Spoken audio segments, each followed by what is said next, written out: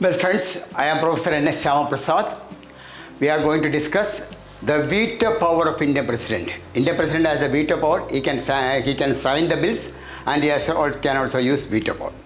And another topic also we will be discussing in this class, that is the privileges of MPs. Both topics we shall discuss today.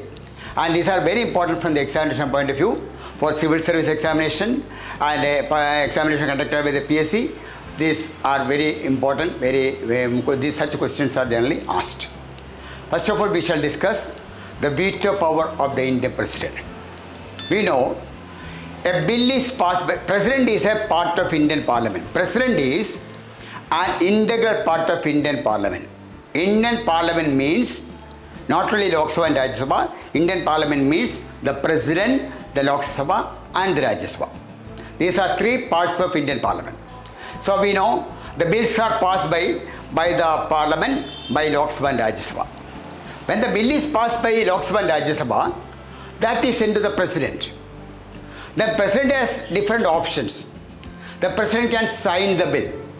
When he signs the bill, it becomes a law. That is the rule. The bill is a proposal introduced in the Parliament. The bill is passed by both houses, then sent to the President. President signs the bill, it becomes a law. We have recently seen a bill has been passed by the Parliament concerning Waqf Board. That was sent to the President. When the President signed it, it became act. That is the difference between bill and an act. And after the President signs, it becomes an act. Then the government will notify this will come into force from this particular date.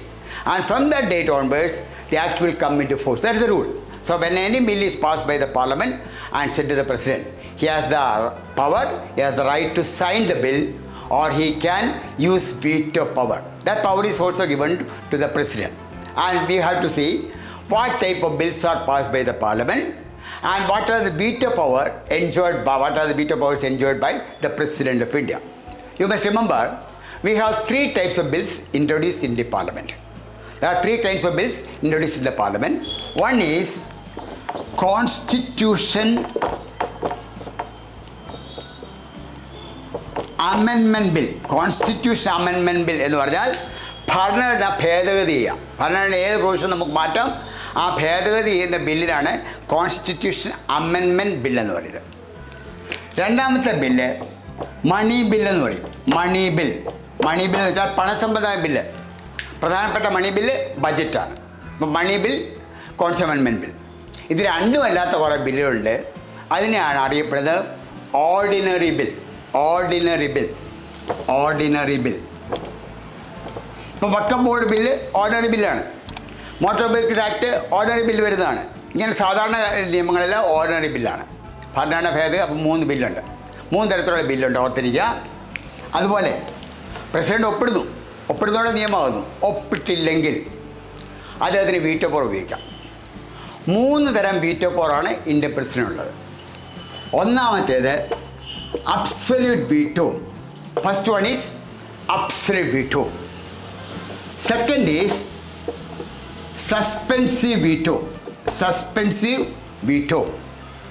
And third is pocket veto. മൂന്നാമത്തേത് pocket veto. 3 തരത്തിലുള്ള veto power Indian president. ഇപ്പോൾ ഓർത്തിരിക്കുക, സാധാരണഗതിയിൽ Indian പ്രസിഡന്റുമാർ ബില്ലൊന്നും veto ചെയ്യാറില്ല.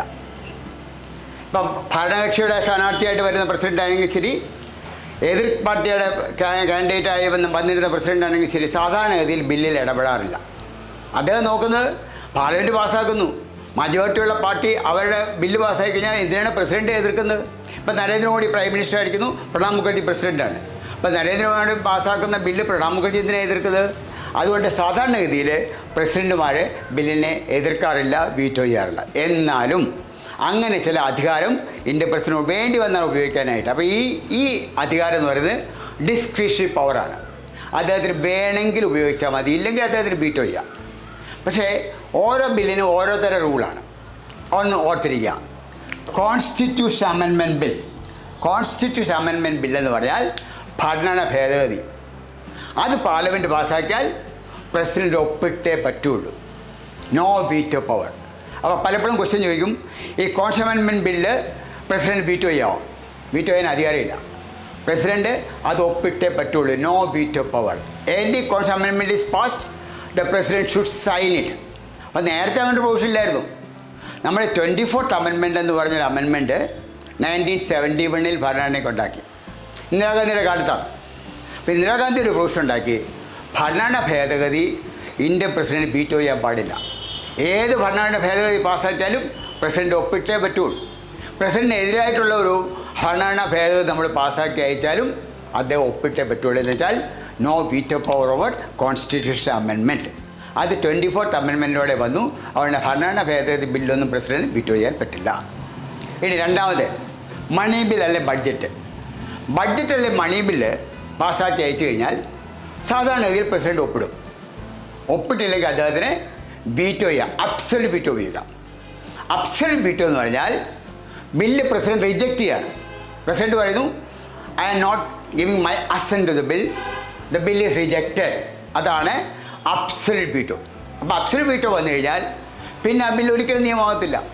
ഇപ്പോൾ Indian president എടുത്ത് പോയ ബില്ല് അദ്ദേഹം പറയുകയാണ് I am not giving my assent it is rejected എന്ന് പറഞ്ഞാൽ പിന്നെ ആ ബില്ല് നിയമമാകത്തില്ല.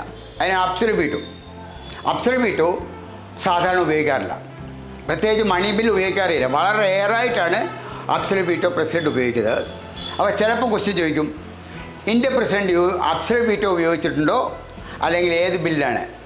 മണി ബില്ലാണ് ഇന്ത്യൻ പ്രസിഡന്റ് അബ്സല്യൂട്ട് വീറ്റോ ഉപയോഗിച്ചിട്ടുള്ളത്. 1954 1954 ഒരു ബില്ല് പെപ്സു അപ്രോപ്രിയേഷൻ ബില്ലെന്ന് പറയും. പെപ്സു അപ്രോപ്രിയേഷൻ ബില്ലെന്ന് പറയും. അപ്രോപ്രിയേഷൻ എന്ന് വെച്ചാൽ ചെലവിനുള്ള ബില്ല്. പെപ്സു അപ്രോപ്രിയേഷൻ.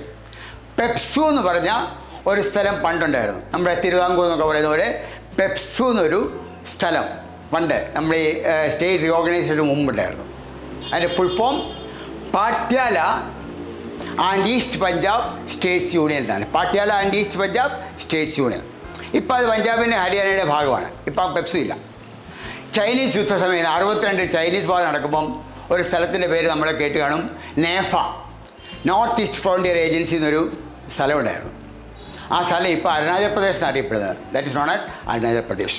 അപ്പോൾ പെപ്സു അപ്രോപ്രിയേഷൻ ബില്ല്, അങ്ങനെ ഒരു ബില്ല് മണി ബില്ലാണ്. അത് പാർലമെൻറ്റ് പാസ്സാക്കി പ്രസിഡന്റ് അയച്ചു കൊടുത്തു. ഇന്ത്യൻ പ്രസിഡന്റ് അത് വീറ്റോ ചെയ്തു. 54 അപ്പം വീറ്റോ ചെയ്ത രാജേന്ദ്ര പ്രസാദാണ്. നെഹ്റുവാണ് പ്രൈം മിനിസ്റ്റർ. വീറ്റോ ചെയ്യാനുള്ള കാരണം പെപ്സു എന്ന് പറയുന്ന അന്നത്തെ ഈ സ്റ്റേറ്റ് പോലുള്ള ഏരിയ പ്രസിഡന്റ് റൂളിലായിരുന്നു. അവിടെ പ്രസിഡന്റ് റൂളാണെങ്കിൽ അസംബ്ലി ഇല്ല. അസംബ്ലി ഇല്ലാത്തതുകൊണ്ട് പാർലമെൻറ്റാണ് ബില്ല് പാസ്സാക്കേണ്ടത്. അപ്പം പെപ്സുവിനുള്ള ബഡ്ജറ്റും അപ്രോപ്രിയേഷൻ ബില്ലും പാർലമെൻറ്റ് പാസ്സാക്കി പ്രസിഡന്റ് അയച്ചു കൊടുത്തു ഒപ്പിടാനായിട്ട്. അതിനിടയ്ക്ക് പെപ്സുവിൽ ഇലക്ഷൻ നടന്നു. അവിടെ ഒരു മന്ത്രിസഭ ഉണ്ടായി, അസംബ്ലി ഉണ്ടാക്കി. ഇനി ഈ ബില്ലിൻ്റെ ആവശ്യമില്ല. അതുകൊണ്ട് നെഹ്റു രാജേന്ദ്ര പ്രസാദിനോട് പറഞ്ഞു ഈ ബില്ല് വീറ്റോ ചെയ്തോളാൻ പറഞ്ഞു. അങ്ങനെ കേന്ദ്ര ഗവൺമെൻറ് ആവശ്യപ്പെട്ട അനുസരിച്ച് PEPSU appropriation bill in this bill president use absolute veto. അത് കേന്ദ്ര ഗവൺമെൻറ് പറഞ്ഞിട്ട് ചെയ്തതാണ്. സാധാരണ മണി ബില്ല് വീറ്റോ ചെയ്യാൻ, മണി ബില്ല് അവതരിപ്പിക്കുന്ന പ്രസിഡന്റ് പെർമിഷനോടെയാണ്. അതുകൊണ്ട് സാധാരണ അദ്ദേഹം വീറ്റോ ചെയ്യാറില്ല. പിന്നീട് ആർ വെങ്കിട്ടരാമൻ പ്രസിഡന്റ് ആയ കാലത്ത് പാർലമെൻറ്റ് ഒരു ബില്ല് പാസ്സാക്കി. എം പിമാരുടെ ശമ്പളം എല്ലാം കൂടെ കൂട്ടിക്കൊണ്ട് ലാസ്റ്റ് ഡേ എം പിമാരുടെ ശമ്പളം എല്ലാം കൂടെ കൂട്ടിക്കൊണ്ട് ഒരു ബില്ല് പാസ്സാക്കി. വെങ്കിട്ടരാമൻ അത് ഇഷ്ടപ്പെട്ട് അദ്ദേഹം പറഞ്ഞു അത് ശരിയായ രീതിയിലുണ്ടാക്കിയ ബില്ലല്ല, അദ്ദേഹം വീറ്റോ ചെയ്തു. അങ്ങനെ 2 ബില്ല് പ്രസിഡന്റ് വീറ്റോ ചെയ്തിട്ടുണ്ട്. അത് അബ്സല്യൂട്ട് വീറ്റോ ആണ്. ഈ 2 ബില്ലും പിന്നീട് നിയമമാകാൻ പറ്റത്തില്ല. അപ്പോൾ അബ്സല്യൂട്ട് വീറ്റോ എന്ന് വെച്ചാൽ the bill is rejected by the president, that has no chance of becoming a law. എന്ന് വെച്ചാൽ റിജക്റ്റ് ചെയ്ത് കഴിഞ്ഞാൽ വീണ്ടും പാർലമെൻറ്റ് പാസ്സാക്കി ഈ പ്രസിഡൻ്റല്ലേ ഇരിക്കുന്നത്, അത് ഒപ്പിടത്തില്ല. അല്ലെങ്കിൽ പുതിയ പ്രസിഡന്റ് വന്നു കഴിഞ്ഞാൽ വീണ്ടും ഈ ബില്ല് പാസ്സാക്കിയിട്ട് കൊടുക്കുക, അദ്ദേഹം വേണമെങ്കിൽ ഒപ്പിട്ടോട്ടെ എന്നുള്ളൂ. ഏതായാലും അബ്സല്യൂട്ട് വീറ്റോ എന്ന് പറഞ്ഞാൽ കംപ്ലീറ്റ് ആയിട്ട് ബില്ല് റിജക്റ്റ് ചെയ്തു. ബില്ലിനടിയിൽ I not giving my assent എന്ന് എഴുതോടെ ആ ബില്ല് വാലിഡ് അല്ലാതെ എഴുതിയിരുന്നു. ആ സ്വന്തം തീരുമാനമാണ് സാധാരണഗതിയിൽ പ്രസിഡന്റ് ഇക്കാര്യത്തിൽ എടുക്കുന്നത്. ഇതാണ് അബ്സല്യൂട്ട് വീറ്റോ. 2 ബില്ലിൽ ഇതുവരെ ഇന്ത്യൻ പ്രസിഡന്റ് അബ്സല്യൂട്ട് വീറ്റോ ഉപയോഗിച്ചിട്ടുണ്ട്. എപ്പോഴും ഓർത്തിരിക്കുക, പെപ്സു അപ്രോപ്രിയേഷൻ ബിൽ 1954, അതുപോലെ ആർ വെങ്കിട്ടരാമൻ 91 ഇതുപോലെ ഒരു റെമ്യൂണറേഷൻ എം പിമാരുടെ ശമ്പളം കൂട്ടിക്കൊണ്ടുള്ള ബില്ല് അദ്ദേഹം റിജക്റ്റ് ചെയ്തു. അങ്ങനെ 2 ബില്ലാണ് നമ്മുടെ ചരിത്രത്തിൽ പ്രസിഡന്റ് റിജക്റ്റ് ചെയ്ത ബില്ല്. ഇനി സസ്പെൻസീവ് വീറ്റോ എന്ന് പറയുന്നത് അപ്പോൾ മൂന്നാമത്തെ ബില്ല് ഓർഡിനറി ബില്ലുമാണ്. നമ്മൾ പറഞ്ഞു സസ്പെൻസീവ് വീറ്റോ എന്ന് പറഞ്ഞാൽ കോൺസ്റ്റിറ്റ്യൂഷൻ അമെൻമെൻറ്റിൽ സസ്പെൻസീവ് വീറ്റോ ഇല്ല. നമ്മൾ പറഞ്ഞില്ല, എല്ലാം ഒപ്പിട്ടേ പറ്റൂ. മണി ബില്ലാണെങ്കിൽ ഒന്നുകിൽ ഒപ്പിടുക അല്ലെങ്കിൽ റിജക്റ്റ് ചെയ്യുക, രണ്ടേ ഉള്ളൂ. മണി ബിൽ എത്തിക്കഴിഞ്ഞാൽ ഒന്നുകിൽ ഒപ്പിടുക. ബഡ്ജറ്റ് വന്നു, ഒന്നുകിൽ ഒപ്പിടുക അല്ലെങ്കിൽ റിജക്റ്റ് ചെയ്യുക. ബഡ്ജറ്റ് റിജക്റ്റ് ചെയ്യത്തില്ല, എന്താ വെച്ചാൽ ചെയ്താൽ പിന്നെ സാമ്പത്തിക പ്രശ്നങ്ങളുണ്ടാകും. അപ്പോൾ മണി ബിൽ സാധാരണ പ്രസിഡൻറ്റ് റിജക്റ്റ് ചെയ്യാറില്ല, ഒപ്പിടാറാണ് പതിവ്.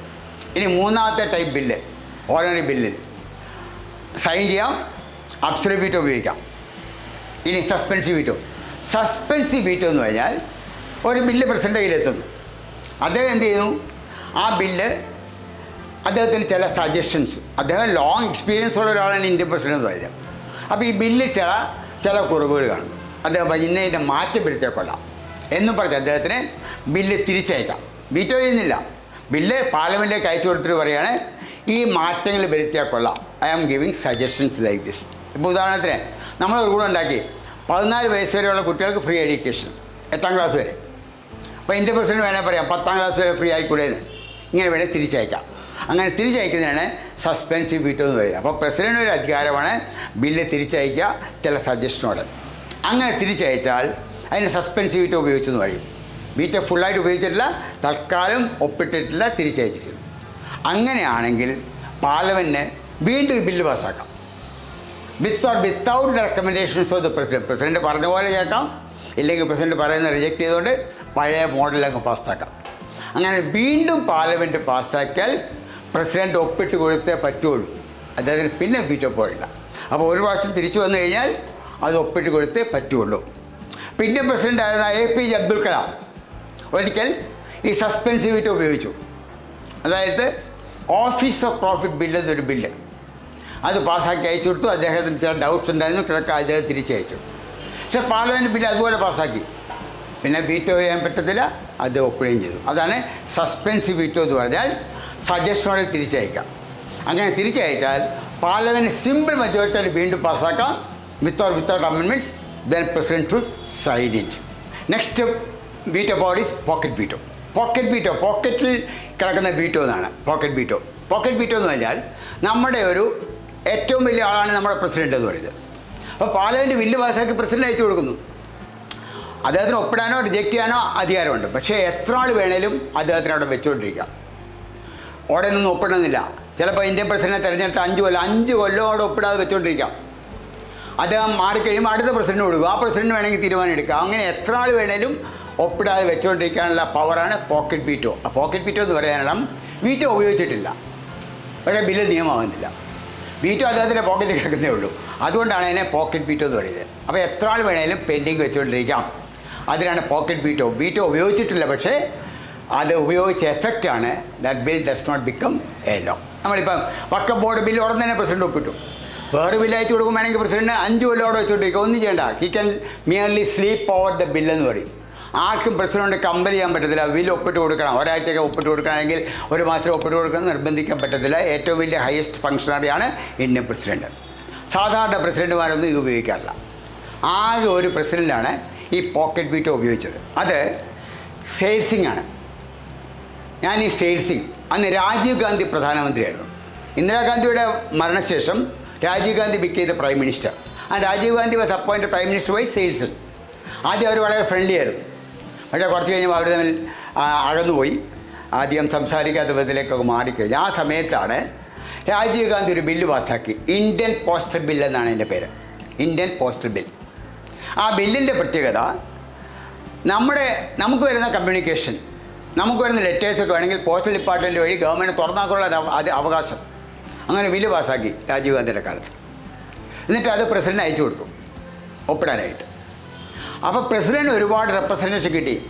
Please don't sign this because it is an invasion into the privacy of individual, that should not be allowed. നമ്മുടെ ഫണ്ടമെൻ്റലിനെതിരാണ്, അതുകൊണ്ട് ഈ ബില്ല് ഒപ്പിടരുതെന്ന് പറഞ്ഞു. അങ്ങനെ ഒരുപാട് റെപ്രസെൻറ്റേഷൻ അദ്ദേഹത്തിന് കിട്ടി. അപ്പോഴാണ് രാജീവ് ഗാന്ധി പാസ്സാക്കിയ, രാജീവ് ഗാന്ധിയുമായിട്ട് നല്ല ടേംസിലും അല്ല. അപ്പോൾ അദ്ദേഹം വിചാരിച്ച് ഒപ്പിടുന്നില്ല. അദ്ദേഹം ആ ബില്ല് അവിടെ വെറുതെ വെച്ചുകൊണ്ടിരുന്നു. അങ്ങനെ 1-2 കൊല്ലം അദ്ദേഹം അവിടെ വെച്ചിരുന്നു. അത് കഴിഞ്ഞപ്പോൾ അദ്ദേഹത്തിന് ടേം തീർന്നു. 5 കൊല്ലമാണ് ഇന്ത്യൻ പ്രസിഡന്റ്, ടേം തീർന്ന് അദ്ദേഹം റിലിംഗ്വിഷ് ചെയ്തു. അടുത്ത പ്രസിഡൻ്റായിട്ട് വന്ന് ആർ വെങ്കിട്ടരാമനാണ്. ആർ വെങ്കിട്ടരാമൻ പ്രസിഡൻ്റായപ്പോൾ അദ്ദേഹം നോക്കി ഈ ബില്ല് റൈറ്റ് ടു പ്രൈവസിക്ക് എതിരാണ്. അദ്ദേഹം ബില്ല് ഒപ്പിടാൻ തയ്യാറല്ല. അദ്ദേഹം രാജീവ് ഗാന്ധിയോട് പറഞ്ഞു ഞാനിത് ഒപ്പിടത്തില്ല, ഞാനിത് തിരിച്ചയക്കണോ എന്ത് ചെയ്യണമെന്ന് ചോദിച്ചപ്പോൾ രാജീവ് ഗാന്ധി പറഞ്ഞു വേണ്ട, ഞങ്ങൾ ബില്ല് അങ്ങ് വിഡ്രോ ചെയ്യണമെന്ന് പറഞ്ഞു. അങ്ങനെ ആ ബില്ല് അങ്ങ് വിഡ്രോ ചെയ്തു. അപ്പോൾ പോക്കറ്റ് വീറ്റോ എന്ന് പറഞ്ഞാൽ വീറ്റോ പവർ ഉപയോഗിക്കുന്നില്ല, പക്ഷേ it has all the effect of veto power used by the president. Veto remains in his pocket. അതുകൊണ്ടാണ് ഈ വീറ്റോയെ പോക്കറ്റ് വീറ്റോ എന്ന് പറയുന്നത്. ഒരു പ്രസിഡന്റ് ഒരു പ്രാവശ്യം മാത്രമേ ഈ പോക്കറ്റ് വീറ്റോ ഉപയോഗിച്ചിട്ടുള്ളൂ. അത് ഈ സെയിൽസിംഗ് ആണ് ഇന്ത്യൻ പോസ്റ്റ് ബിൽ. അതുപോലെ സസ്പെൻസീവ് വീറ്റോ ഒരു പ്രസിഡന്റ് മാത്രമേ ഉപയോഗിച്ചുള്ളൂ. APJ അബ്ദുൽ കലാം ഒരു പ്രാവശ്യം മാത്രം ഉപയോഗിച്ചു. അബ്സല്യൂട്ട് വീറ്റോ 2 പ്രസിഡന്റുമാർ ഉപയോഗിച്ചിട്ടുണ്ട്. വളരെ റെയറായിട്ട് മാത്രമേ പ്രസിഡന്റുമാർ വീറ്റോ പവർ ഉപയോഗിക്കാറുള്ളൂ. അപ്പോൾ ഇന്ത്യൻ പ്രസിഡന്റ് വീറ്റോ പവർ ഉപയോഗിക്കുകയാണെങ്കിൽ അബ്സല്യൂട്ട്, സസ്പെൻസീവ്, പോക്കറ്റ്. ഇനി വേറൊരു വീറ്റോ പവർ ഉണ്ട്. ആ വീറ്റോ പവറിൻ്റെ പേര് ക്വാളിഫൈഡ് വീറ്റോ എന്നാണ്. ക്വാളിഫൈഡ് വീറ്റോ അത് ഇന്ത്യയിലില്ല. ക്വാളിഫൈഡ് വീറ്റോ അമേരിക്കൻ പ്രസിഡന്റിനുള്ളതാണ് ക്വാളിഫൈഡ് വീറ്റോ. ഇപ്പോൾ ഇന്ത്യൻ പ്രസിഡന്റ് സസ്പെൻസീവ് വീറ്റോയും അമേരിക്കൻ പ്രസിഡന്റ് ക്വാളിഫൈഡ് വീറ്റോയും തമ്മിലുള്ള വ്യത്യാസം എന്ന് വെച്ചാൽ ഇന്ത്യൻ പ്രസിഡന്റ് ബില്ല് തിരിച്ചയച്ചാൽ സസ്പെൻസീവ് വീറ്റോ പാർലമെൻറ്റ് വെറും മജോറിറ്റിയോടെ പാസ്സാക്കിയാൽ മതി, ഇന്ത്യൻ പ്രസിഡന്റ് ഒപ്പിടണം. അമേരിക്കയിലെ ക്വാളിഫൈഡ് വീറ്റോ പ്രസിഡന്റ് തിരിച്ചയച്ചാൽ അമേരിക്കൻ പാർലമെൻറ്റിലെ 2/3 മജോറിറ്റിയോടെ പാസ്സാക്കിയാൽ മാത്രമേ പ്രസിഡന്റ് ഒപ്പിടേണ്ടി വരുള്ളൂ. അതുകൊണ്ട് അതിന് ക്വാളിഫൈഡ് വീറ്റോ. അപ്പോൾ ചിലപ്പോൾ ക്വസ്റ്റ്യൻ ചോദിക്കും, ഈ 4 വീറ്റോ പവർ ഇന്ത്യൻ പ്രസിഡന്റ് ഇല്ലാത്ത വീറ്റോ പവർ ഏതാണെന്ന് ചോദിച്ചാൽ qualified veto power Indian president ഇല്ല, അമേരിക്കൻ പ്രസിഡന്റേ ഉള്ളൂ. ബാക്കി 3 വീറ്റോ പവർ ഉണ്ട്. പക്ഷേ ഭരണഘടനാ ഭേദഗതിക്ക് വീറ്റോ പവറേ ഇല്ല, ഒപ്പിട്ടേ പറ്റുള്ളൂ. മണി ബില്ലിൽ ഒപ്പിടാം അല്ലെങ്കിൽ റിജക്റ്റ് ചെയ്യാൻ മാത്രമേ ഉള്ളൂ. ഓർഡിനറി ബില്ലിൽ ഒപ്പിടാം അല്ലെങ്കിൽ ഈ 3 വീറ്റോ പവർ ഏത് വേണേലും ഉപയോഗിക്കാൻ പറ്റും. സസ്പെൻസീവ് വീറ്റോ ആണെങ്കിൽ അത് തിരിച്ച് വീണ്ടും പാസ്സായി വന്നാൽ ഒപ്പിട്ട് കൊടുത്തേ മതിയാവും. ഇത്തരം കാര്യങ്ങളാണ് veto power of Indian president. ഓർത്തിരിക്കണം. പലപ്പോഴും വീറ്റോ പവറിനെ കുറിച്ച് ക്വസ്റ്റ്യൻ ചോദിക്കും. ക്വാളിഫൈഡ് വീറ്റോ ഓർത്തിരിക്കണം. അമേരിക്കൻ പ്രസിഡന്റിനുള്ള ഒരു പവറാണ് ഈ ക്വാളിഫൈഡ് വീറ്റോ. അതിന് പകരം ഇന്ത്യൻ പ്രസിഡന്റിനുള്ള പവറാണ് സസ്പെൻസീവ് വീറ്റോ.